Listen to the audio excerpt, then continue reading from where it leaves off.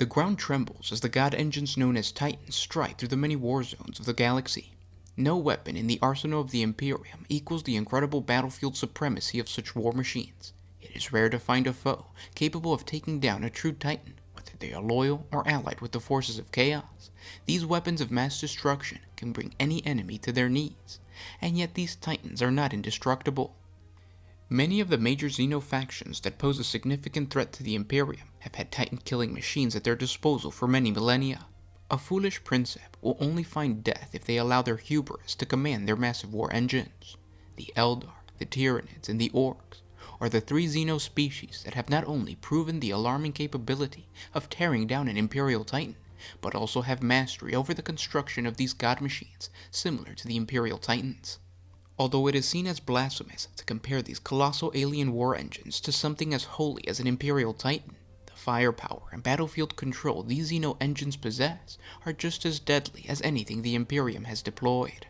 Before we get into the true Titan equivalents of the Orcs, Tyranids, and Eldar, we must understand that while other Xeno factions don't possess huge walking engines of war, they still hold weapons capable of proving a significant threat to the Imperial Titans. The Archons of the Dark Eldar possess a large assault grav tank known as the Tantalus. Similar in design to the Raiders, yet it is twin-hulled and houses a powerful engine reactor that enhances the speed of the massive vehicle and powers its unique Scythebane armaments.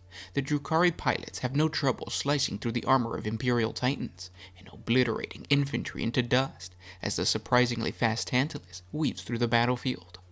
When it comes to the Tau Empire, they have not taken their battlesuits to the extremes of other warmongering races, preferring to field multiple smaller suits that are capable of producing impressive firepower, but are nowhere near the size of Titans. The closest war engine the Tau Empire has occasionally used is the Manta Missile Destroyer. This well-armored spacefaring vehicle has menacingly hovered over battlefields as it devastates the enemy with twin heavy railguns. These massive weapons, when fired together, can destroy an unshielded Titan in one single hit. As a backup to its main weapons, the Manta mounts 6 long-barreled ion cannons grouped in batteries of 3 in each wing. These provide short-range saturation fire when in the thick of battle. For the Necrons, the Seraptic Heavy Construct is the closest thing it has come to an Imperial Titan, and while this ancient and massive war engine is deadly on the battlefield, nothing compares to the Necron world engines. These are planet-sized weapons armed with an array of Gauss projectors capable of not only eradicating Titans in one volley, but they are capable of destroying whole planets, making the fleets of the Imperial Navy look like amateurs when performing exterminatus. But the Imperium has only encountered this weapon once since it has come into conflict with the Necrons. How many of these galactic weapons are truly at their disposal is unknown. Across the battlefield of the galaxy, there are 3 Xeno Titans that can stand eye to eye with the Imperial Titans and wage war on their levels. The Eldar have their Titans, the Tyranids have their biotitans, and the Orcs have their gargants. Eldar Titans are the large, mechanical, bipedal combat walkers produced by the Eldar, similar to the lumbering Titans that are the greatest war machines of the Imperium of Man. Eldar Titans combine grace, speed, and deadly firepower. The Revenant Scout Titan is the smallest grade of the Eldar Titans, comparable to the Imperial Warhound class Titan. All Eldar Titans are agile and graceful constructs, but the Revenant's compact size allows it to move with a swiftness and smoothness quite simply impossible for the war machines of other intelligent races. The Revenant also mounts a number of powerful jump jets on its slender frame, turning its movements into a series of drifting leaps, or even gentle floating sweeps over the battlefield. Despite this almost etheric grace, Revenants are well-armed, powerful adversaries. Their pace, agility, and ability to leap difficult terrain allows them to harry the enemy's line in quick scouting raids before disappearing back into cover with the same terrifying speed. Revenant Titan crews are small, guided partially by the spirits contained within their Wraithbone core, as in the case with all Eldar Titans. Where the larger Eldar Titans are sometimes crewed by twins or triplets, the smaller Revenants are often manned by just one member of a pair of siblings, the second of whom will pilot another Revenant, leading to the Titans hunting in packs, physically linked to one another by the inherent blood ties of their twin pilots. Incredibly versatile, the Revenant is deployed in a variety of ways. Amongst the Phantom Titans, it can operate in a forward scout role. Its jump jets give it the speed to be deployed in support of armored Eldar assault waves, or it can act as extra force support for defensive squads of Guardian militia. A noted tactic for the Eldar is to pair their Titans together. Linked telepathically by the blood ties of their steermen, they always fight side by side. Paired Eldar Titans often have joint names. Long and complex by the standards of the Imperium's Titan legions, these war machines bear elaborate titles which can translate from the Eldar lexicon into Low Gothic, as reading as Heart Armored for Battle, Eagles Born of Flames, Revenge upon Ancient Wrongs, Guardians of the Gates of Infinity, and Protectors of the Fallen. Eldar Titans are very different from the machine constructs of other intelligent races of the galaxy. They benefit not only from the experiences of their crew, who are raised with the Titans from birth, but from collective consciousness of the Spirit Stones contained within the Titans, housing the souls of numerous dead Eldar. Phantom Titans are built around a Wraithbone core, which permits the spirits contained within to flow freely through the whole construct. This gives the Eldar Titan a consciousness of its own, which combined with its living crew, transforms the Phantom into an unusually deadly fighting machine. Eldar births are rare, and new generations emerge only every few hundred Terran years, so every child is cherished in the manner that other young races find it hard to understand. Most revered of all are the rare occurrences of Eldar twin, or even triplets birth. Such sets of siblings are considered fated for greatness by the Eldar, and invariably find positions of great power within the Eldar society. Many of these twins and triplets form crews of Eldar Titans, where the natural emotional bond between siblings, the Eldar latent psychic powers, and the special relationship between pilots, machine, and spirits of the dead contained within the Titan construct, combine to create a mastery of control few amongst even the Eldar could hope to achieve. Most sorrowful yet most skilled of all of those Eldar who have lost their kin in the deprivation of a violent galaxy. These mourning Eldar often intern the spirit stones of their dead brothers and sisters within the wraithbone shell of a Titan, and then take to the machine itself, seldom emerging, preferring instead to remain within the Titan, where they can yet commune with their lost siblings. Phantom Titans are similar in most ways to Imperial Titans, but show typical Eldar attributes. They are slimmer in build, and much faster than their human-built counterparts. Their weaponry is less about raw firepower, and more about well-aimed crucial hits. For defense, they use a hollow field emitter, which makes them harder to see, and thus more difficult to target. The advantage is that they can avoid damage completely. However, hollow fields do not actually deflect firepower like Imperial Void Shields or Orc Power Fields. War machines of such size and power as the Phantom Titan are not deployed by the Eldar races, usually lightning raids and surgical strikes. These massive war machines are reserved for the heaviest fighting, when a craft world must engage in a pitched battle, when fast hit and run ratings will not suffice, and the Eldar wish to wreak terrible destruction upon their enemies. Only then do the webway portals open wide and allow the phantoms to stride forth. Times must be desperate indeed for the craft world's farseer to decree the deployment of such engines of war. A rarely encountered variant of the Phantom Titan is known as a Warlock Titan. It contains within its wraithbone core the spirits of mighty Eldar farseers and warlocks. As they were powerful psychers in life, so too they are in death. The psychic strength of these dead spirits, focused and amplified by the Titan's wraithbone structure, is phenomenal, far outstripping the power of the living. This potent psychic ability, combined with the smooth agility of the Eldar Titans and their sophisticated weaponry, places the Warlock Titan at the very pinnacle of Eldar achievement in the realm of psychic engineering. Warlock Titans, as a result of the precognitive powers of their possessing seer spirits, possess an insight into the shape of the future or possible futures, and they act in conjunction with the ebb and flow of the fates, moving with them in perfect synchronization to assault the enemy at the most precious time and place. A Biotitan is a monstrously large Tyranid bioform intended to counter the great war engines deployed by other intelligent species of the Milky Way galaxy. Towering above the battlefield, leading the swarms of lesser Tyranid creatures, stands the vast forms of the biotitans. These massive biochemical war engines stalk the war zones of the Imperium, spitting death and destruction, cutting down their foes with potent bioweapons. Their approach is a terrifying sight to behold, as they rip apart buildings, tear to piece infantry and tank formations, and even destroy Imperial Titans, Eldar Wraith Lords, or Orc Gargants with their armored claws and ripper tentacles.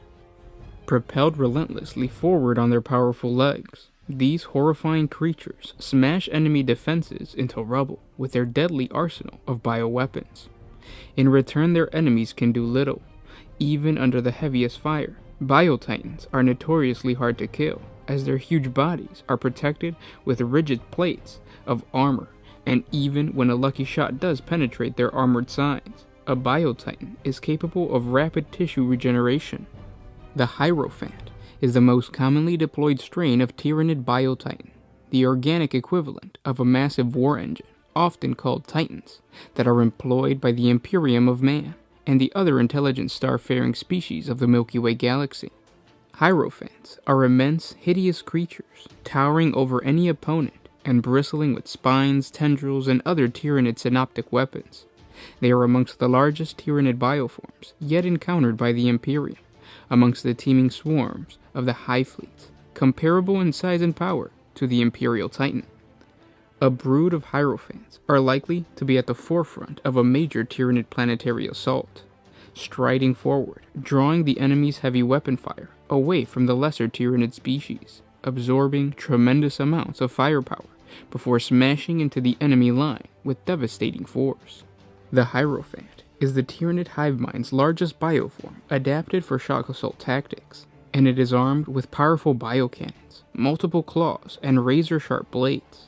The Hierophant is armored with a thick hide that exudes poisonous spores from rends in its plates, as well as the claws and toxic spines which cover its body. The Hierophant is also armed with 2 biocannons. These symbiote weapons are triggered by a massive electrochemical shock released by the host creature, which causes them to spew forth a hail of corrosive, maggot-like organisms.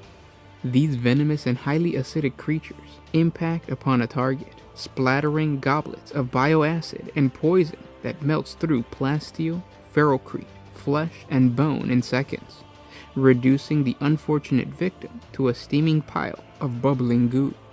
Besides its main weapons, the creature's vulnerable belly is protected by many spiny tendrils that lash out in all directions to entangle enemies which get too close. These so-called lash whips are also Tyranid symbiotic creatures, living ropes of muscle and sinew which can entangle, bind, and strangle as if they had the will of their own. The Hierophant also has one last line of defense. From its rends in its armored plate and body, the Hierophant constantly exudes a cloud of highly toxic poisonous spores. These are lethal to all non-Tyranid creatures, forming a drifting vapor about the Hierophant that chokes and burns the lungs of anyone without the proper protection that is brave enough to get close to the monstrous biotitan. Like all Tyranid species, this biotitan seems to be able to mutate rapidly, evolving new weapons and defenses as required. Other strains of the Hierophant biotitans have been identified with massive claws adapted for crushing armored vehicles, or long scythe-like blades, clustered spines, and other bioweapons intended for close combat. The genetic process through which the Tyranid Norenqueens develop such unusually large biological constructs remains a mystery to the Adeptus Mechanicus magobiologists. While it seems that the Hive-Tide or Carnifex could easily be a further adaptation of the basic genome and body plan of the Tyranid warrior, no other known Tyranid bioforms are a logical precursor of this biotitan. Combating a biotitan, like the Hierophant, is simply a matter of applying the heaviest firepower available. Larger ordnance weapons and heavy artillery have so far proven the only effective weapons for Imperial forces in destroying the hideous Tyranid biotitans. A Harridan, also known as a brooding mother, is the largest flying Tyranid bioform the Imperium of Man has yet encountered in its bitter wars against the intergalactic alien menace. Many magobiologists have noted that the Herodins have been encountered in a variety of sizes. Some are huge, upwards of 30 meters in length, with a wingspan of 40 meters, while other Herodins, far smaller in size, have also been identified. The reason for this is unknown. The Herodins have no legs or feet, and because of this, it has been theorized that once airborne, a Herodin can never land, spending its entire life soaring high.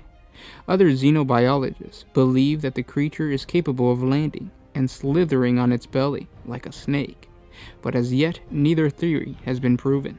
On Beta Amphileon 4, Inquisitor Locke's forces encountered at least 2 Herodins when the creatures conducted a devastating surprise aerial attack against the Elysian drop troops' landing fields. The 2 creatures destroyed or damaged almost all the Elysian aircraft in a deliberate attempt to cripple the drop troops' mobility. The anti-aircraft defenses for the landing ground proved insufficient to stop the Herodins.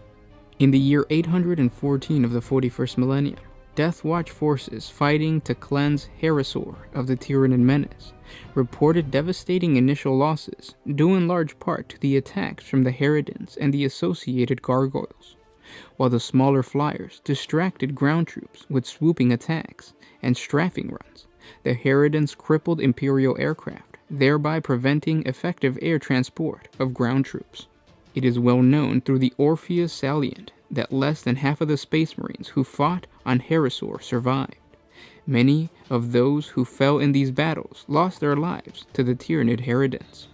Being a living creature and relying upon wings rather than jet engines, the Herodin cannot match any aircraft for straight-line speed, but its light, twisting body is far more maneuverable, allowing it to twist and turn to avoid enemy fighters or ground fights. The Herodins lack speed to dogfight effectively with Imperial flyers, although Imperial pilots, after action reports, tell tales of Herodins intercepting aircraft that fly too close, or of them sacrificing themselves in suicidal mid-collisions that destroy both the aircraft and the Herodin. Herodins seem to act as brood mothers to smaller gargoyles. A brood of as many as 20 gargoyles can cling to the belly of a Herodin who acts as a carrier of sorts to transport the smaller Tyranid flyers, who according to many experts are incapable of long-distance flight. With a gargoyle brood attached, a Herodin's belly appears to constantly be moving, with hideous clusters of scaly limbs and leather wings, covered over by the mother's skin and armor plates. As the Herodin soars over the battlefield, the gargoyles would detach themselves and flap off to attack the enemy. When the Herodins gather for a large attack, swarms of gargoyles will usually darken the sky around them. The Dactylus biotitan is speculated to be a larger genetic derivative of the Tyranid biovore. The Dactylus hurls large spore mines for very long range. Their forelimbs are long and covered in tightly cored tendons and muscles that make a distinctive cracking sound when used to hurl its deadly payload.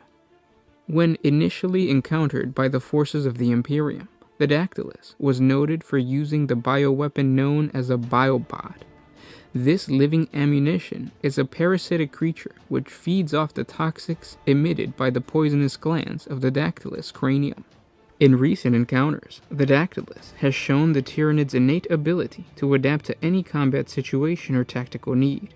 Its cranial glands have shown a variety of spore-generating colonies that can be used to produce a number of different types of deadly ammunition that can be chosen for their particular utility against specific classes of foe. The orc equivalent of an Imperial Titan is known as a gargant.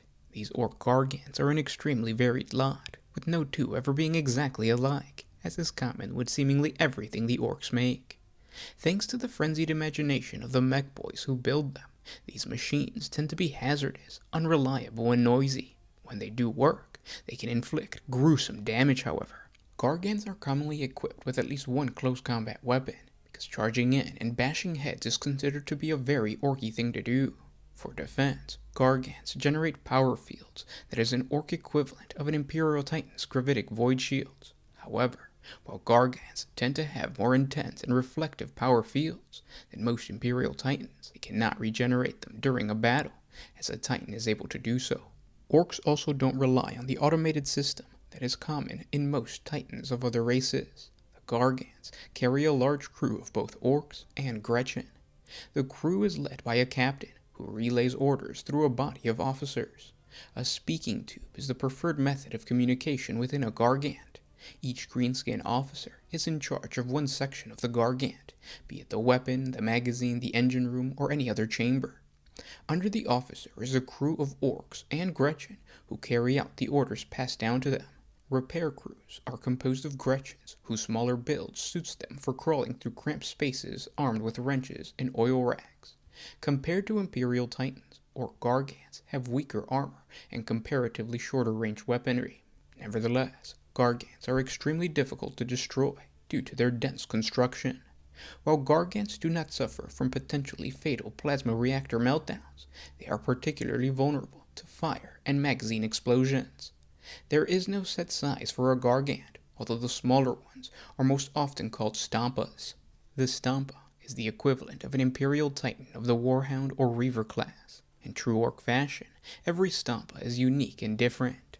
They are enormous walking fortresses, clad in layer upon layer of scrap iron armor, bristling with daka and massive motorized combat weapons. They live up to their name by stomping across the battlefield and annihilating everything in their path. Every stompa is a unique creation, usually the product of several mechanics-fevered brains and countless hours of grot slave labor. However, as they rise up within the teetering scaffolds and approach a state of completion, certain key similarities manifest in nearly all stompas. First and foremost, these super heavy walkers are all built as fat-bellied and belligerent orcoid figures, effigies of the orc gods Gork and Morg. They stand as tall as a half-block. They are usually powered by massive internal boilers and furnaces that link to a forest of enormous smokestacks and vents which bristle from the stompa's back. One arm is usually a gangling hydraulic affair the size of a docking crane, which ends in a monstrous chainsaw known as a mega choppa. This weapon can obliterate entire squads of infantry with a single swing, or carve super heavy battle tanks apart with a sustained assault. The stompa's other arm usually comprises of an intimidating mass of artillery. The largest of these weapons is a death cannon, a breathtakingly huge gun that launches armor-piercing high-explosive shells with a devastating yield. So destructive is a blast from this weapon that even the orc gunner's questionable accuracy is unlikely to spare any unfortunate caught beneath its sight. Every bit as terrifying is the Stompa's Super Gatler, a preposterously huge Gatling cannon that spits streams of high-caliber shells at an astonishing rate. When a Super Gatler cuts loose, it can rapidly annihilate swaths of infantry and light vehicles. Often the slaughter only stops when the ammunition runs dry. Supported by a battery of long-range super rockets and an array of hull-mounted heavy weaponry, these primary armaments allow a single stompa to kick out the firepower of a small army. Generally, there are two accepted subcategories of stompas. This is the Goth stompa and the mech stompa. The Goth stompa was popularized by the Goth clan, although it is found amongst other greenskin clans as well. It replaces the stompa's ranged weaponry with yet another massive close combat weapon. Such is the orc way, that each weapon is deadly in a new and often unexpected way. Some have massive claws that toss tanks aside. Others connect the two arms together with a massive rolling pin type device capable of clearing paths through even the most well-armored battle lines. The mech stompa serves the opposite tactical role of a Goth stompa, replacing the close combat weapon with even more ranged weapons. These weapons include massive cannons, insane rapid-fire Gatling cannons, a variable plethora of lesser guns, and occasionally a rocket that can be fired from the stompa, piloted by a Grot. Some mechs, feeling overprotected of their creation, customize a force field to try and deflect the incoming fire. Some mech stompas possess Imperial Titan weapons, which greatly angers Imperial defenders when they see the orcs have gotten their hands at some point on one of the Omnissiah's sacred titans. Stompa creation is regarded as a pinnacle of mech's work, since after all, a stompa isn't cheap. However, once a stompa is built, many orcs will flock towards its banner, bringing with them more mechs, more teeth, and in a funny way, more stompas. And once 2 or 3 stompas are in a rampage, There's nothing that could stop them. Larger than both a stompa and a gargant are the mega gargants. These are the very rare, super large gargants, on par in size with the Imperator or the Warmonger class Emperor Titan, though not nearly as powerful. It carries a large number of varied weapons, including the Mega Dropper. Unlike the other gargants, which shuffle forward with their short mechanical legs, the Mega Gargant is actually a tracked vehicle. It is essentially a mobile orc fortress, and its appearance is greatly feared by orc foes. The majority of orc gargants are as much idols of the savage orc gods as they are engines of destruction. Big mech orcs receive divine visions of sorts from Gork, or possibly Morg, and set out to bring those visions to life in the artistic medium of thick armor plates, smoke-belching engines, and lots of very large guns.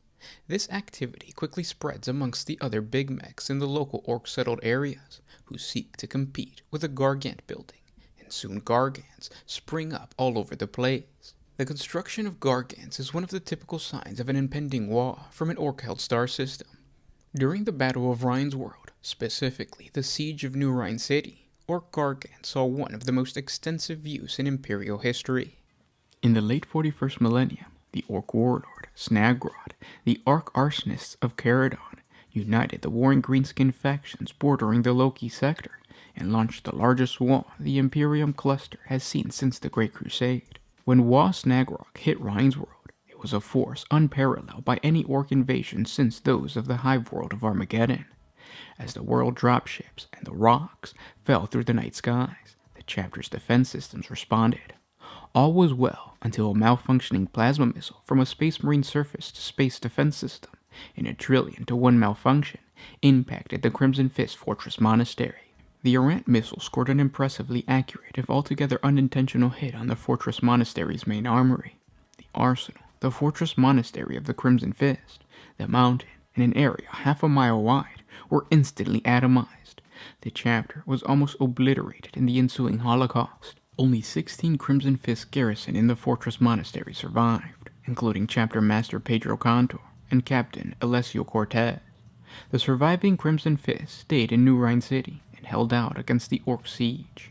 The siege of New Ryn City was to be a grinding 18 solar months, but the Crimson Fist were able to maintain their defenses until an Imperial Navy liberation fleet, including elements from 6 other Space Marine chapters, finally arrived 18 solar months after the invasion began.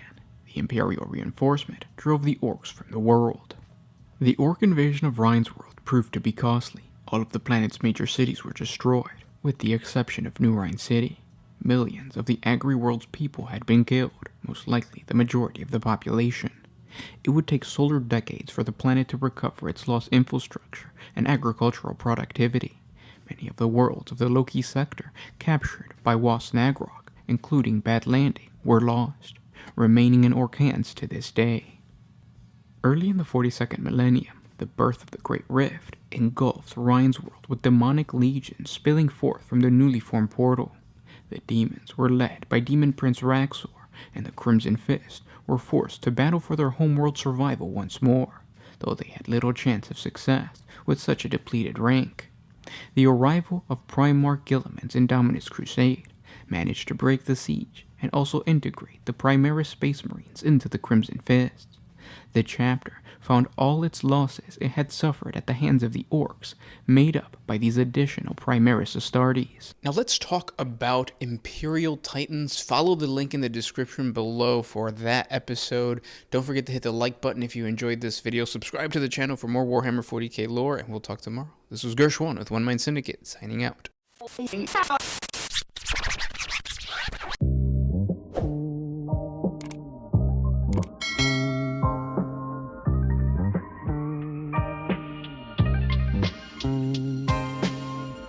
what if you could put my freedom back in